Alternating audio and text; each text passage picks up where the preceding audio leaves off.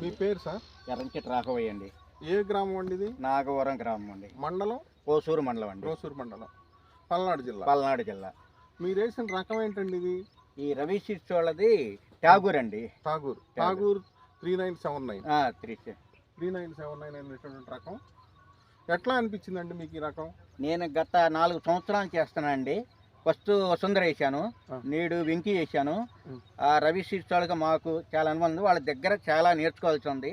ఆ company employees కొత్త వాళ్ళ ఫోన్ టచ్లో ఉంటాను.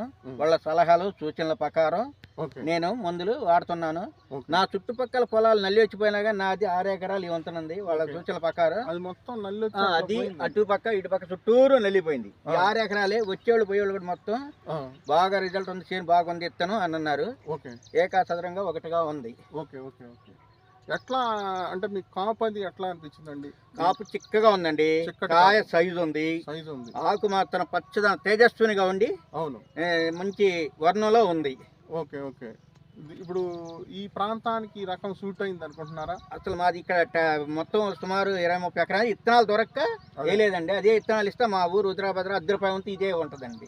రవి సీడ్స్ 7 ఇత్తనాలు అందులో చాలా మార్చారు కానీ తీసుకుంటూ వచ్చాను. ఇప్పుడు కింద కాపు కింద ఉన్నా కానీ మళ్ళా పైన పూత పిందె మళ్ళీ కొత్త మొత్తం పై తంతి 2వ తంతి కూడా వస్తుందండి. మళ్ళా పూత గోడ మీద ఉంది.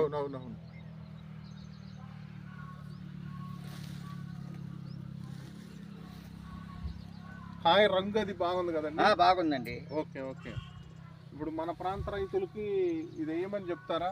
నీడు మొట్టమొదటి అడిగాను, 4 రకాలు వేసి అడిగితే కాయ మాత్రం బాగా పట్ట తెగుతుంది, కొయ్య బుద్ధి అవుతుంది. ఒక్కొక్క చేనిగిపోతే నార తాగినట్టు తాగి రావట్లేదు. పోయటానికి కూడా లేబర్ ఛార్జ్ బాగా పట్ట తెగుతుంది. అవునండి, బాగుందని చెప్తున్నారు. కళ్ళాల్లో పోచి కుప్ప పోసాక వస్తే మాత్రం రాచి చుట్టే తిరుగుతారు.